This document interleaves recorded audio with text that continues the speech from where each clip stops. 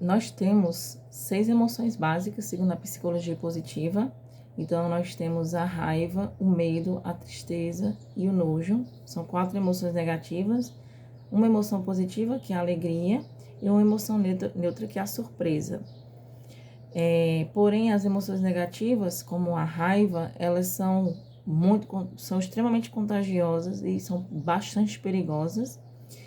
Então, só para você ter uma ideia, 1 minuto de raiva é responsável por desestabilizar seu sistema imunológico em pelo menos 6 horas. Então, a pessoa que sente a raiva, ela é aquela que vai ser mais prejudicada. Claro que a raiva, como emoção negativa, ela também prejudica as pessoas circundantes, né? E as situações. Então, quando a gente aprende a lidar com as nossas emoções negativas, quando a gente consegue compreendê-las e aprende a lidar com elas, a gente pode dar um fim mais social, menos agressivo, digamos assim, a tais emoções. Como elas são emoções básicas, elas não são emoções ruins. A gente fala que é emoção negativa, mas por causa dos efeitos que elas produzem, mas na verdade elas são emoções que sinalizam um perigo, né? Então a raiva, por exemplo, ela sinaliza que algum direito seu ou de alguém que você gosta foi usurpado, por exemplo. Então, essas emoções negativas, elas vão produzir o famoso cortisol e adrenalina, né, que são os hormônios do estresse. Lembrando que cortisol e adrenalina não são ruins per si. Eles, por exemplo, o cortisol, ele estimula, ele nos dá motivação e a vontade de vencer. Então, durante o dia, a gente tem que ter mais cortisol e durante a noite, né, no ritmo circadiano, no ciclo circadiano, a gente tem que produzir mais melatonina durante a noite e cortisol durante o dia. Então, durante a noite, durante o dia, a gente tem um pico de cortisol, né, pela manhã, e vai diminuindo, descendo, até que a gente tenha uma redução do cortisol e um aumento da melatonina durante a noite, para que a gente possa dormir. A adrenalina, ela nos dá a possibilidade, a capacidade de lutar ou de fugir. Mas hoje eu queria falar sobre os hormônios do bem, né? Então, lembrando, né, voltando, que cortisol e adrenalina, eles não são hormônios ruins, né? Eles estão ali na base da nossa sobrevivência e nos ajudam a conquistar coisas. Porém, é muito tempo, né, de cortisol, de adrenalina, então, nosso cérebro, a gente quanto mais mudanças, quanto mais um ambiente não previsível, mais aquela sensação de ansiedade, né? Então, muita adrenalina vai produzindo também muita ansiedade. E aí, os hormônios do bem, né? Eu quero citar aqui a dopamina, ocitocina, serotonina, endorfina e a melatonina. A dopamina, ela é o famoso hormônio do prazer e da recompensa, né? Tá na base do nosso sistema de recompensas no nosso cérebro. Ela ajuda na nossa motivação, né? Existem substâncias que a gente consome que aumenta a dopamina. Por exemplo, o álcool, por exemplo, o café, os doces, chocolate, né? Quem ganha muito peso pode sinalizar uma diminuição desse hormônio e uma dieta rica em peixes, ovos, frango, nozes, pode ajudar a repor este hormônio, né? Lembrando que é sempre bom eu tô falando aqui, dando algumas sugestões, né? Falando um pouco sobre esse hormônio, mas é preciso que cada pessoa procure um profissional habilitado, né? Então, com relação à alimentação, suplementação, tem que ser um médico nutrólogo ou uma nutricionista. Acredito que também o próprio endocrinologista, ele pode sugerir, né, o que é mais recomendado para cada caso em particular, né, obviamente. A ocitocina, curiosamente, né? Acho que todo mundo deve saber, né? Que é o hormônio do amor, né? Do toque. A ocitocina, ela tem um dado curioso que muitas vezes, né? Assim, nem tudo é psicológico, né? Sou psicóloga, mas é bom sempre esclarecer que nem tudo é psicológico.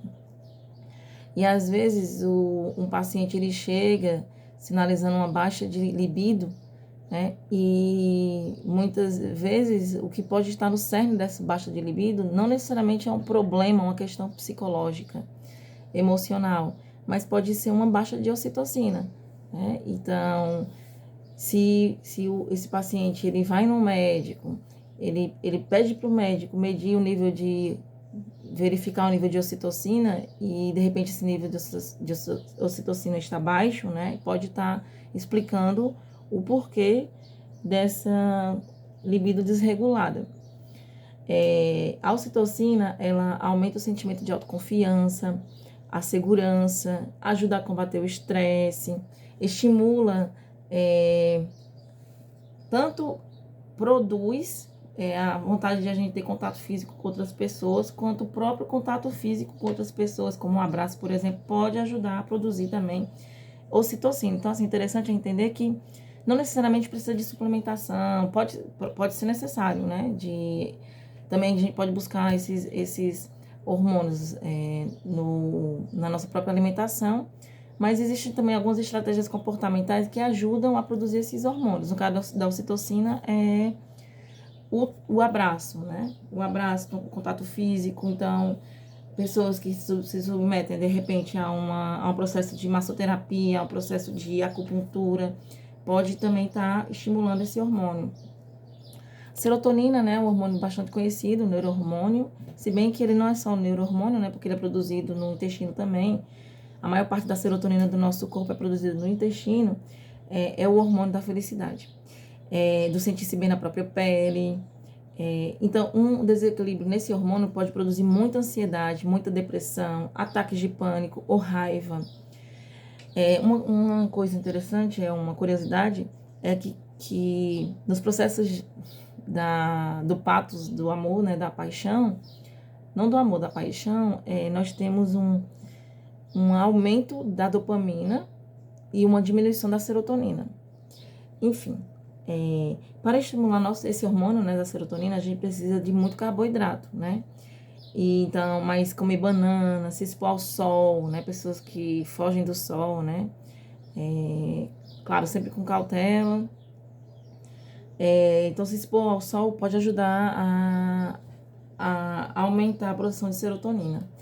Endorfina, né, também é um hormônio muito buscado em pessoas que fazem academia, atividade física.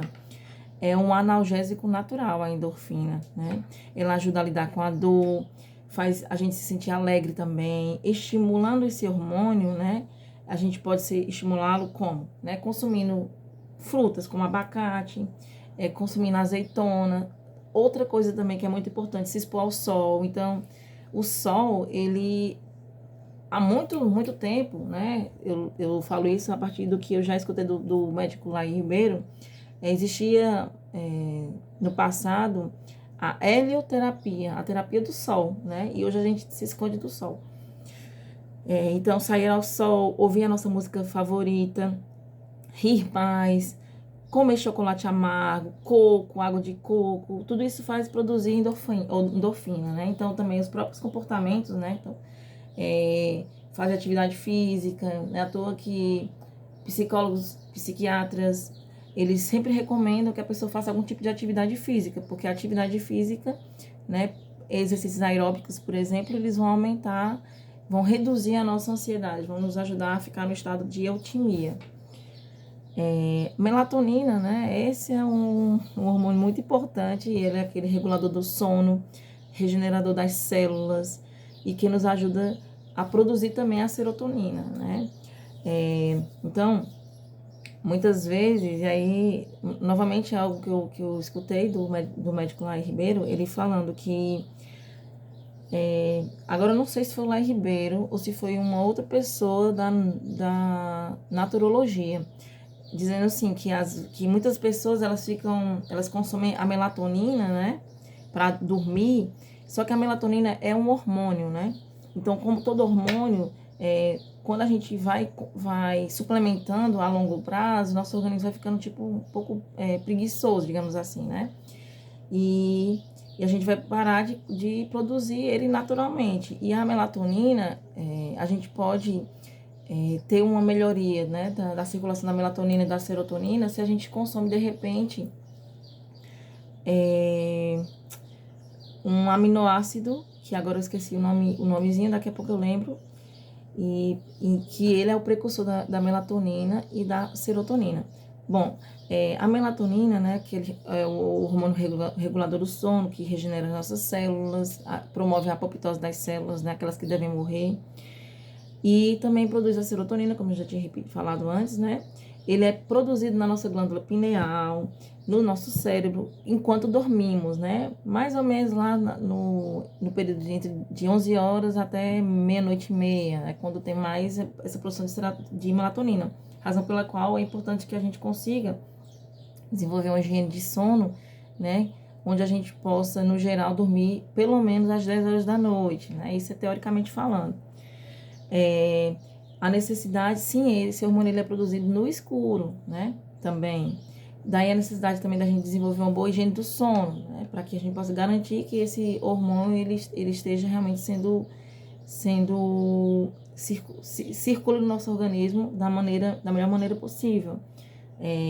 Existem métodos, a higiene do sono, né? Em outro vídeo eu vou falar um pouco sobre a higiene do sono. Mas eu queria só sinalizar que esses hormônios, eles ajudam a produzir bem-estar, alegria, sensação de pertencimento, promove, né, produz uma verdadeira harmonia. Então, a gente tem que entender que a nossa saúde é dever da gente cuidar, né? A gente não pode sempre achar que o outro sabe mais da nossa saúde do que a gente mesmo, nosso próprio corpo, né? E existem métodos naturais para a gente ter mais ou menos um equilíbrio em meio a tanto estresse do cotidiano.